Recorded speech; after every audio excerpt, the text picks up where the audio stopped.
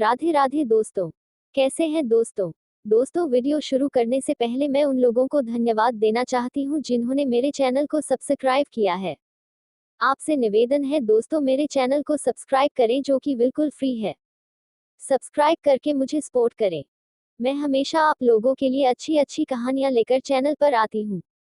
आशा है आप लोग जरूर सपोर्ट करेंगे। वैभव लक्ष्मी व्रत की कथा। किसी शहर में अनेक लोग रहते थे। सभी अपने अपने कामों में लगे रहते थे। किसी को किसी की परवाह नहीं थी। भजन कीर्तन, भक्ति भाव, दया मया, परोपकार जैसे संस्कार कम हो गए। शहर में बुराइयां बढ़ गई थीं। शराब, जुआ, रेस, व्यभिचार, चोरी, डकैती वगैरह बहुत से गुनाह शहर में होते थे। इनके बावजूद शहर में कुछ अच्छे लोग भी रहते थे। ऐसे ही लोगों में शीला और उनके पति की गृहस्थी मानी जाती थी। शीला धार्मिक प्रकृति की और संतोषी स्वभाव वाली थी। उनका पति भी विवेकी और सुशील था। शीला और उसका पति कभी किसी की बुराई नहीं करते थे और प्रभु भजन में अच्छी तरह समय व्यतीत कर रहे थे। शहर के लोग उनकी गृहस्थी की सराहना करते थे। देखते ही देखते समय बदल गया। शीला का पति बुरे लोगों से दोस्ती कर बैठा। अब वह जल्द से जल्द करोड़पति बनने के ख्वाब देखने लगा। इसलिए वह गलत रास्ते पर चल पड़ा, फलस्वरूप वह रोडपति बन गया। यानी रास्ते पर भटकते भिखारी जैसी उसकी हालत हो गई थी। शराब, जुआ, रेस, चरस, गांजा वगैरह बुरी आदतों में शीला का पति भी फंस गया। दोस्तों के साथ उसे भी शराब की आदत हो गई। इस प्रकार उसने अपना सब कुछ जुए में गंवा दिया। शीला को पति के बर्ताव से बहुत दुख हुआ, किंतु वह भगवान पर भरोसा कर सब कुछ सहने लगी। वह अपना अधिकांश समय प्रभु भक्ति में बिताने लगी। अचानक एक दिन दोपहर को उनके द्वार पर किसी ने दस्तक दी। शीला ने द्वार खोला तो देखा कि एक मांझी खड़ी थी। उसके चेहरे पर अलौकिक तेज निखर रहा था। उनकी आंखों में से मानो अमृत बह रहा था। उसका भव्य चेहरा करुणा और प्यार से छलक रहा था। उसको देखते ही शीला के मन में अपार शांति छा गई। शीला के रोम रोम में आनंद छा गया। शीला उस माँ जी को आदर के साथ घर में ले आई। घर में बिठाने के लिए कुछ भी नहीं था, अतः शीला ने एक फटी हुई चादर पर उसको बिठाया।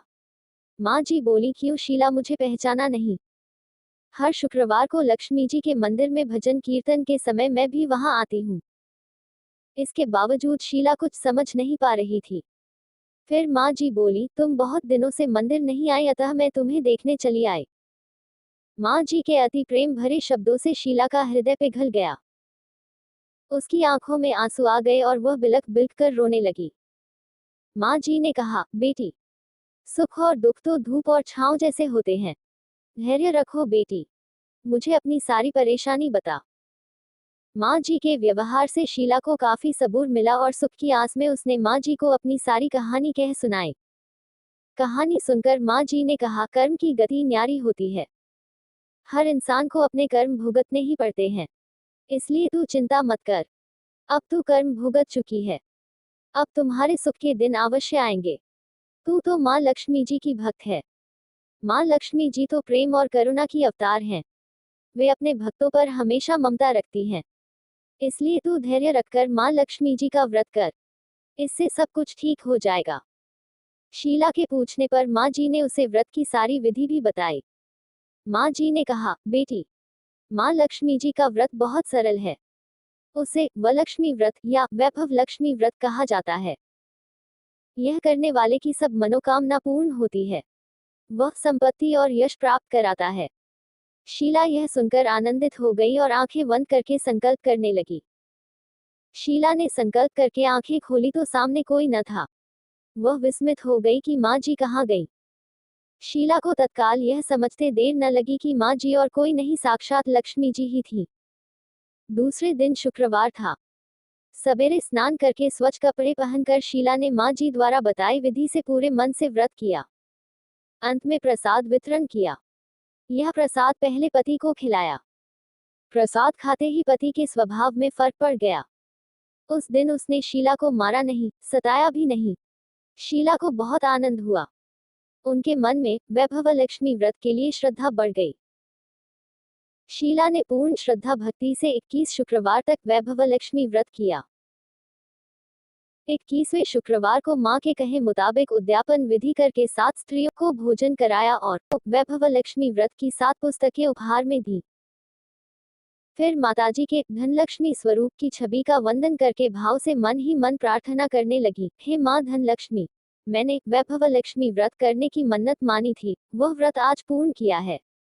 हे मां, मेरी हर विपत्ति दूर करो, हमारा और सबका कल्याण करो। जिसे संतान न हो उसे संतान देना, सौभाग्यवती स्त्री का सौभाग्य अखंड रखना, कुंवारी लड़की को मनभावन वर देना। जो आपका यह चमत्कारी वैभवलक्ष्मी व्रत करे उनकी सब विपत्ति दूर करना, सभी को सुखी करना। हे मां, आपकी महिमा अपार है। ऐसा बोलकर लक्ष्मी जी के धनलक्ष्मी स्वरूप की छवि को प्रणाम किया। व्रत के प्रभाव से शीला का पति अच्छा आदमी बन गया और कड़ी मेहनत करके व्यवसाय करने लगा। उसने तुरंत शीला के गिरवी रखे गहने छुड़ा लिए। घर में धन की बाढ़ सी आ गई। घर में पहले जैसी शांति छा गई। वैभवलक्ष्मी व्रत का प्रभाव से उसे प्राप्त सुख देखकर मोहल्ले की दूसरी स्त्रियां भी विधिपूर्वक वैभवलक्ष्मी व्रत करने लगी। वैभवलक्ष्मी व्रत उद्यापन विधि। 7, 11 या 21 जितने भी शुक्रवारों की मन्नत मांगी हो उतने शुक्रवार तक यह व्रत पूरी श्रद्धा तथा भावना के साथ करना चाहिए।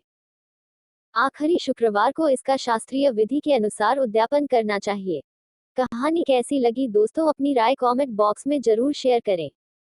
यदि कहानी अच्छी लगी दोस्तों तो वीडियो को लाइक करें, शेयर करें और अपने YouTube चैनल आरती की कहानी को सब्सक्राइब करके मुझे सपोर्ट करें। हे धनलक्ष्मी माता, मेरे चैनल को जो भी लाइक और सब्सक्राइब करे उनके घर भी धन की बरसात कीजिए और शांति बनाए रखिए। वीडियो पर समय देने के लिए धन्यवाद।